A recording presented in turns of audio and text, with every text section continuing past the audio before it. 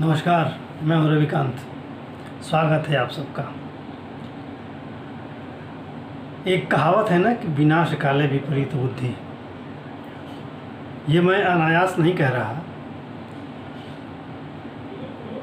लेकिन जब व्यक्ति अपने पद से भटक जाता है या किसी को अपने पद का गुमान हो जाता है, वो ये मान लेता है कि मैं सर्वे सर्वा हूँ, तो ये संकेत है कि उसकी बुद्धि भ्रष्ट हो गई है या वो खुद को पहचान नहीं रहा, अपनी गरिमा को पहचान नहीं रहा। वो जिस पद पर बैठा है उस पद की गरिमा को नहीं जान रहा,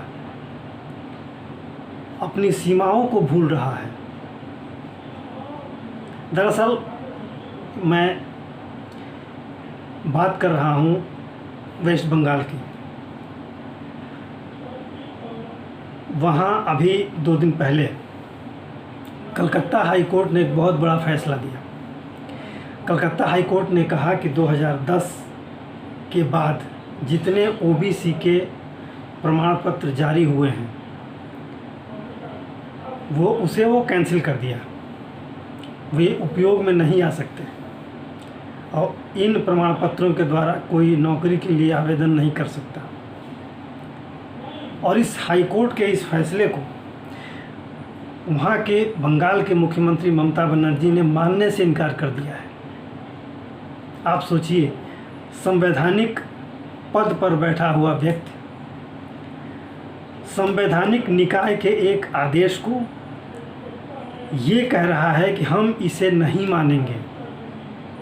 क्या संकेत है? लोकतंत्र में इसकी व्याख्या किस तरह से होगी? आप क्या कहेंगे? ममता बनर्जी के इस व्यवहार को आप किस रूप में लेंगे? ये तो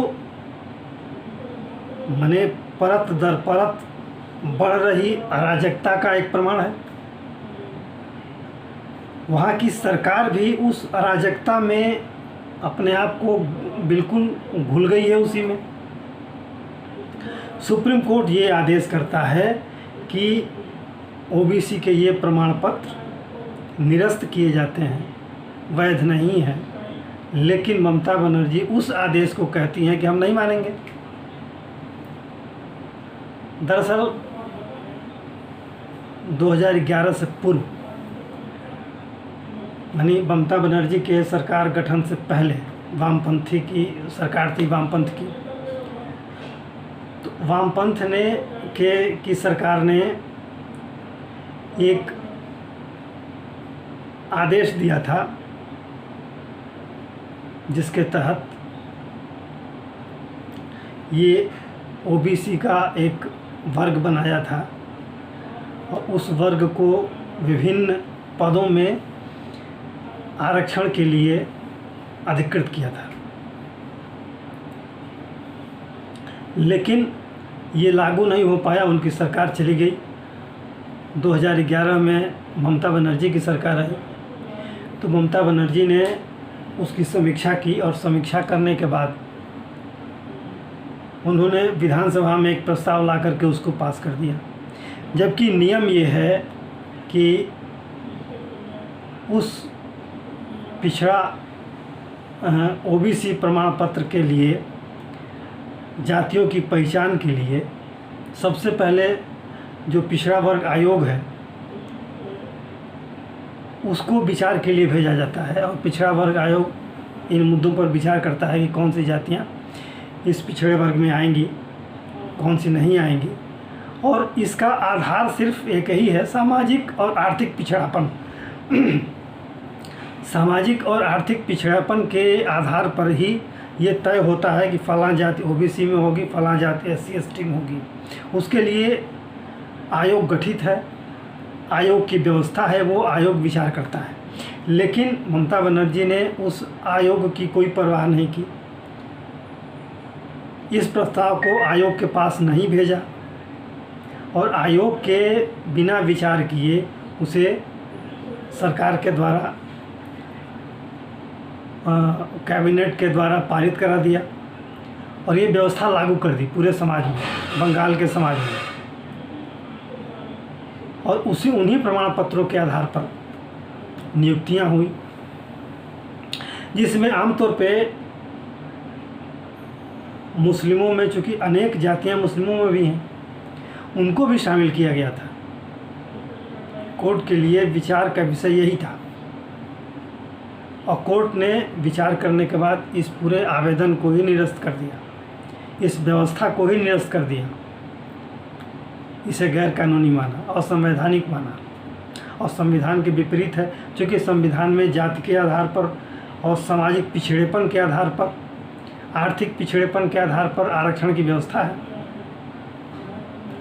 धर्म के आधार पर किसी तरह के कोई भी आरक्षण की व्यवस्था नहीं है और धर्म के आधार पर तमाम मुस्लिम जातियों को भी इसमें शामिल किया गया था। वो जिसकी वजह से ओबीसी का हक जो है वो हक मारा जा रहा था। ये मामला कोर्ट में गया तो कोर्ट ने विचार के दौरान ये फैसला दिया, जिसे बंगाल की मुख्यमंत्री पद पर बैठी नेत्री उस हाई कोर्ट के आदेश को मानने से इनकार कर देती हैं। इसका संदेश क्या जाता है उसको हम छोड़ दें, वो हाई कोर्ट ने क्या फैसला किया वो वैधानिक चीज़ है, उसमें नियम बने हैं, संवैधानिक व्यवस्था है, तो उसी व्यवस्था के तहत हाई कोर्ट को फैसला देना है। मामला सुप्रीम कोर्ट में जाएगा, सुप्रीम कोर्ट भी उन्हीं प्रावधानों के तहत विचार करेगा, अलग से कोई विचार करेगा नहीं। अगर राज्य सरकार की बात सुनना है तो वो उन्हीं प्रावधानों के तहत सुनेगा, इनकी अनर्गल दलीलें तो सुनेगा नहीं। लेकिन अगर कोई मुख्यमंत्री हाई कोर्ट के किसी प्रस्ताव को, किसी आदेश को मानने से इनकार कर दे तो ये तो संवैधानिक संकट पैदा हो जाता है यहाँ पर, और इस आधार पर तो उस सरकार को बर्खास्त हो जाना चाहिए।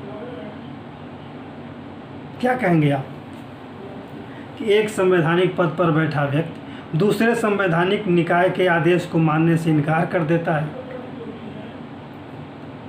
जबकि न्यायपालिका की एक स्वतंत्र व्यवस्था है, कार्यपालिका की एक स्वतंत्र व्यवस्था है और दोनों एक दूसरे में हस्तक्षेप न करें इसका भी विधान बना हुआ है। और ऐसा होता है कि न्यायपालिका कार्यपालिका के काम में हस्तक्षेप नहीं करती और कार्यपालिका भी कोशिश करती है कि न्यायपालिका के कार्य में कोई हस्तक्षेप न हो। टीका टिप्पणी होती है, आलोचना होती है, वो एक अलग बात है, क्योंकि आलोचना का अधिकार सबको है, बोलने का अधिकार सबको है। उस अधिकार के तहत लोग उसकी आलोचना करते हैं। कोई बहुत से फैसले आते हैं सुप्रीम कोर्ट के हों या हाई कोर्ट के हों, तो उसकी समीक्षा लोग करते हैं, अपने अपने तरीके से करते हैं। लेकिन एक संवैधानिक पद पर बैठा व्यक्ति ये कहे कि नहीं, हम तो इनके आदेश को मानेंगे ही नहीं, तो ये तो बड़ा संवैधानिक संकट है। और चुनाव बाद अगर इस आदेश की समीक्षा होती है और अगर ममता बनर्जी की सरकार इसे नहीं मानती तो निश्चित रूप से ऐसा संभव है कि इनकी सरकार को बर्खास्त किया जाए, क्योंकि ये संवैधानिक संकट की बात है। निश्चित रूप से मामला सुप्रीम कोर्ट में भी जाएगा। अगर उन बातों को ममता बनर्जी नहीं मानती हैं तो एक बहुत बड़ा मुद्दा बनेगा। आगे क्या होगा ये तो भविष्य के गर्भ में है, उस पर कमेंट नहीं किया जा सकता। लेकिन कलकत्ता हाई कोर्ट के इस आदेश को जिस तरह से ममता बनर्जी ने मानने से इनकार किया है, चुनाव बाद ये बड़ा मुद्दा बनेगा और बड़े आकार में ये विवाद का कारण बनेगा। आगे क्या होगा ये नहीं कहा जा सकता। तो आज के लिए इतना ही। अगले वीडियो में हम फिर आपके सामने नए मुद्दे के साथ उपस्थित होंगे। इस वीडियो को आप देखें, लाइक करें, कमेंट करें, शेयर करें। धन्यवाद।